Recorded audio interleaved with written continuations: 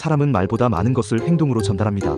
고개를 얼마나 숙이는지, 눈을 피하는지, 목소리가 떨리는지, 표정이 굳어있는지, 같은 작은 변화만으로도 상대방의 감정을 어느 정도 알아챌 수 있습니다. 누군가가 미안해라고 말했을 때 우리는 그 말 자체만 듣지 않습니다.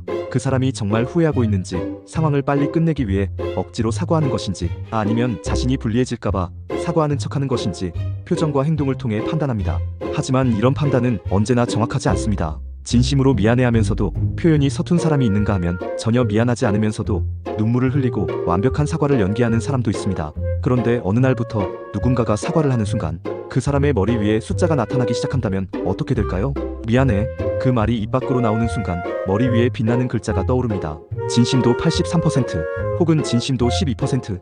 숫자는 누구에게나 보이고 손으로 가릴 수도 없으며 사진과 영상에도 그대로 찍힙니다. 처음 이 현상이 나타났을 때 사람들은 엄청난 충격에 빠집니다.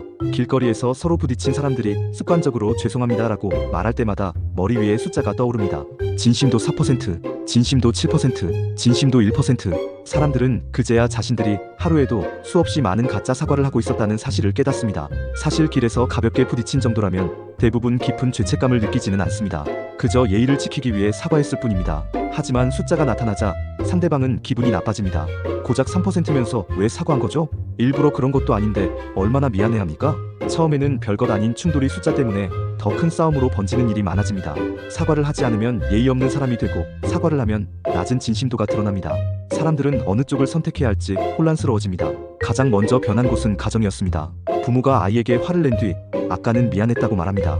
머리 위에는 진심도 42%가 떠오릅니다. 아이는 그 숫자를 보고 묻습니다. 절반도 안 미안한 거야? 부모는 당황합니다. 분명 미안한 마음이 있기는 했습니다. 하지만 자신의 행동이 완전히 잘못됐다고 생각하는 것은 아니었습니다. 화를 낸 방식은 후회하지만 아이를 혼낸 이유 자체는 정당하다고 생각했기 때문입니다. 숫자는 이런 복잡한 감정을 단 하나의 비율로 표시했습니다. 부부싸움도 달라집니다. 내가 말 심하게 한 건 미안해. 진심도 68%. 하지만 당신도 잘못했잖아.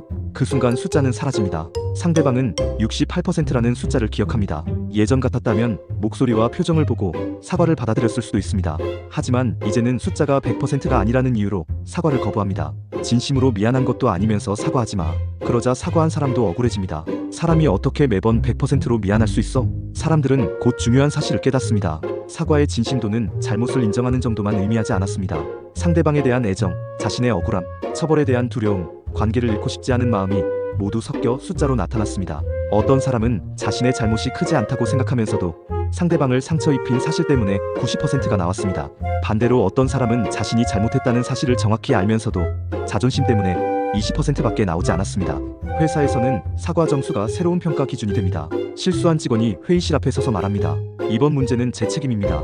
정말 죄송합니다. 머리 위에 진심도 76%가 떠오릅니다. 상사는 고개를 갸웃합니다. 나머지 24%는 뭡니까? 직원은 대답할 수 없습니다. 자신도 정확히 모르기 때문입니다. 사과 점수가 낮으면 반성하지 않는 직원으로 낙인 찍힙니다. 점수가 지나치게 높으면 책임감이 강하다는 칭찬 대신 심리적으로 약한 사람이라는 평가를 받기도 합니다. 일부 기업은 채용 면접에서 지원자에게 과거의 실수를 이야기하게 한 뒤 사과를 시킵니다. 이전 회사에서 팀에 피해를 준 점을 사과해보세요. 지원자가 사과하는 순간 나타나는 숫자를 보고 인성을 판단하는 것입니다. 높은 숫자를 받은 지원자는 정직하고 책임감 있는 사람으로 평가받습니다. 하지만 곧 사람들은 높은 진심도가 반드시 좋은 사람을 뜻하지 않는다는 사실을 알게 됩니다. 잘못을 반복하면서 매번 진심으로 미안해하는 사람도 있었기 때문입니다. 실수를 고치지는 않지만 사과할 때만큼은 진심도 98%가 나오는 사람, 약속을 어기고 거짓말을 하고 다시는 그러지 않겠다고 울면서 사과하지만 며칠 뒤 같은 행동을 되풀이하는 사람, 사과의 진심은 진짜였지만 변화하려는 의지는 없었습니다. 반대로 진심도는 35%밖에 나오지 않지만 같은 실수를 2번 다시 하지 않는 사람도 있었습니다. 그 사람은 감정적으로 깊이 미안해하지는 않았지만 자신의 행동이 잘못됐다는 사실을 이성적으로 이해하고 바로 고쳤습니다. 사람들은 고민하기 시작합니다. 진심으로 미안해하는 사람과 실제로 행동을 바꾸는 사람 중 누가 더 믿을 만한 사람일까요? 학교에서는 더 큰 변화가 일어납니다. 친구를 괴롭힌 학생이 교실 앞에서 사과합니다. 정말 미안해. 다시는 그러지 않을게. 진심도 15%. 교실 안이 술렁입니다. 피해 학생의 부모는 사과를 받아들일 수 없다며 분노합니다. 학교는 진심도가 일정 수치 이상 나올 때까지 다시 사과하라고 요구합니다. 하지만 억지로 반복할수록 숫자는 더 낮아집니다. 15%, 11%, 8%. 학생은 자신이 왜 사과해야 하는지는 이해하지만 사람들 앞에서 망신당하고 있다는 생각 때문에 점점 더 화가 납니다. 결국 사과는 화해를 위한 행동이 아니라 높은 점수를 얻기 위한 시험이 되어버립니다. 학생들 사이에서는 진심도를 높이는 방법이 유행합니다. 사과하기 전 피해자가 겪었을 일을 상상하기, 슬픈 음악 듣기, 자신이 가장 소중한 것을 잃는 장면 떠올리기, 눈을 감고 죄책감을 끌어올린 뒤 사과하기. 인터넷에는 사과 진심도 90% 넘기는 법이라는 영상이 쏟아집니다. 전문 사과 코치라는 직업도 생깁니다. 코치는 사과할 사람에게 말합니다. 지금 잘못 자체를 생각하지 마세요. 이 관계를 잃었을 때의 고통에 집중하세요. 그 방법은 실제로 효과가 있었습니다. 잘못에 대한 반성은 적어도 관계를 잃고 싶지 않은 두려움이 강하면 진심도가 높아졌기 때문입니다. 기업인과 정치인, 연예인들은 사과 코치의 도움을 받아 카메라 앞에 섭니다. 예전에는 준비된 사과문을 읽고 고개를 숙이는 것만으로도 충분했지만 이제는 머리 위 숫자가 모든 것을 결정합니다. 한 유명인이 논란에 대해 사과합니다. 저의 행동으로 상처받은 모든 분께 진심으로 사과드립니다. 진심도 93%. 사람들은 감탄합니다. 적어도 진심으로 미안해하긴 하네.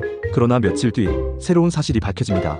그가 미안해한 이유는 피해자에 대한 죄책감이 아니라 자신의 경력이 끝날 수 있다는 두려움 때문이었습니다.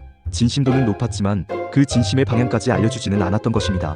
사회는 다시 혼란에 빠집니다. 진심도 95%의 사과가 피해자를 위한 것인지 자기 자신을 위한 것인지 알 수 없었습니다. 사람들은 숫자가 모든 진실을 보여준다고 믿었습니다. 하지만 숫자는 감정의 강도만 보여줄 뿐 그 감정이 생겨난 이유는 보여주지 않았습니다. 법원에서도 사과 진심도가 증거로 활용되기 시작합니다. 피고인이 피해자에게 사과했을 때 높은 수치가 나오면 형량을 줄여줘야 한다는 주장이 등장합니다. 실제로 일부 판사는 진심도 90% 이상의 사과를 깊은 반성의 증거로 받아들입니다. 그러자 논란이 커집니다. 감정을 잘 느끼는 사람은 감형받고 감정 표현이 무딘 사람은 더 무거운 처벌을 받는 것이 공정한가? 죄책감을 거의 느끼지 못하지만 규칙을 지킬 수 있는 사람과 죄책감은 크게 느끼지만 계속 범죄를 저지르는 사람 중 누가 더 위험한가? 사과 진심도는 객관적인 숫자처럼 보였지만 그것을 어떻게 해석할지는 여전히 인간의 몫이었습니다. 연인 관계에서는 숫자가 사랑을 시험하는 도구가 됩니다. 약속 시간에 늦은 사람이 말합니다.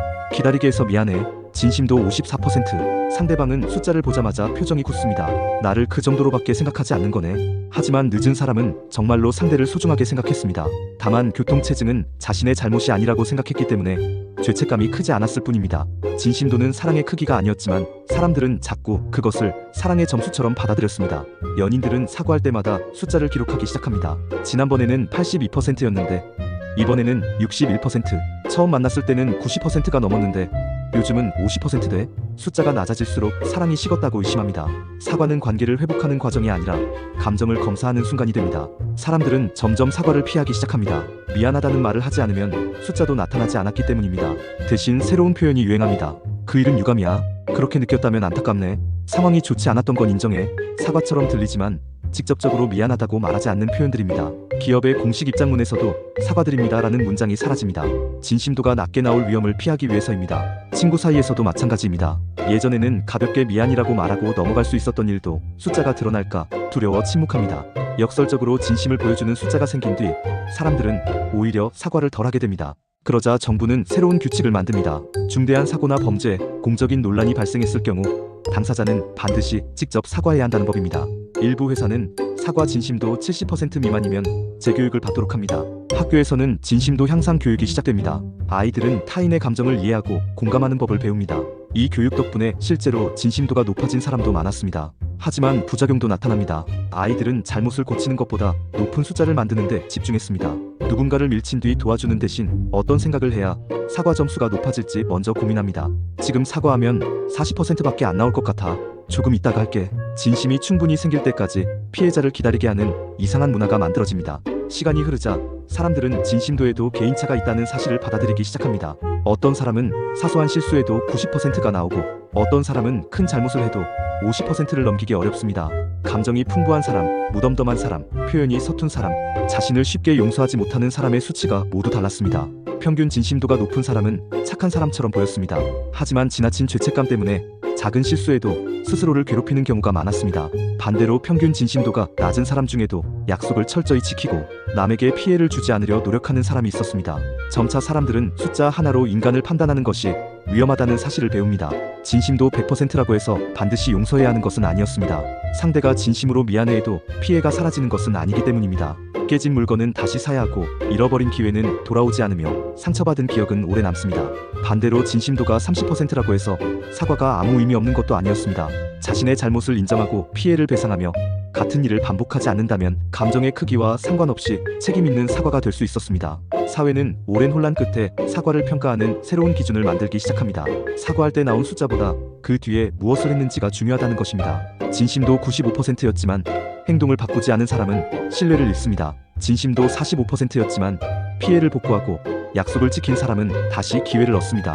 사람들은 사과를 4단계로 나누기 시작합니다. 무엇을 잘못했는지 정확히 인정하는 것, 상대가 입은 피해를 이해하는 것, 가능한 피해를 복구하는 것, 그리고 같은 행동을 반복하지 않는 것. 머리 위 숫자는 여전히 나타났지만 예전만큼 절대적인 힘을 갖지는 못했습니다. 사람들은 100%라는 숫자를 요구하는 대신 질문하기 시작합니다. 무엇이 미안한 건가요? 이 일을 어떻게 바로잡을 건가요? 다시는 반복하지 않기 위해 무엇을 바꿀 건가요?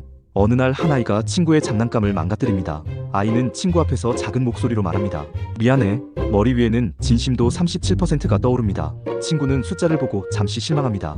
하지만 아이는 집에 돌아가 자신이 모아둔 용돈을 꺼냅니다. 그리고 다음날 새 장난감을 사와서 말합니다. 어제는 네가 얼마나 속상한지 잘 몰랐어. 집에 가서 생각해보니까 알 것 같았어. 다시 머리 위에 숫자가 떠오릅니다. 진심도 81%. 친구는 사과를 받아들입니다. 그러나 그 이유는 숫자가 높아졌기 때문만은 아니었습니다. 망가진 것을 책임졌고 자신의 행동을 돌아봤으며 다시는 함부로 만지지 않겠다고 약속했기 때문입니다. 그날 이후 사람들은 조금씩 깨닫게 됩니다. 사과의 진심을 숫자로 볼 수 있어도 인간의 마음 전체를 볼 수 있는 것은 아니라는 사실을 말입니다. 사람은 행동과 표정, 목소리와 침묵으로 감정을 전달합니다. 머리 위에 숫자가 나타나기 전에도 우리는 상대의 진심을 완벽하게 알 수 없었습니다. 그리고 숫자가 나타난 뒤에도 마찬가지였습니다. 숫자는 거짓말을 줄였지만 오해를 없애지는 못했습니다. 가짜 사과를 밝혀냈지만 좋은 사과가 무엇인지 대신 결정해주지는 못했습니다. 결국 중요한 것은 미안하다고 느끼는 정도가 아니라 그 마음이 어떤 행동으로 이어지는가였습니다. 진심도 100%의 사과를 하고도 같은 상처를 반복하는 사람보다 진심도 60%로 시작했지만 자신의 잘못을 인정하고 끝까지 책임지는 사람이 더 믿을만할 수도 있습니다. 어쩌면 사과는 감정을 증명하는 말이 아니라 관계를 다시 시작하기 위한 약속인지도 모릅니다. 만약 사과할 때마다 머리 위에 진심도가 표시된다면 우리는 더 솔직한 세상에서 살게 될까요? 아니면 숫자에 집착한 나머지 오히려 사람의 마음을 더 믿지 못하게 될까요?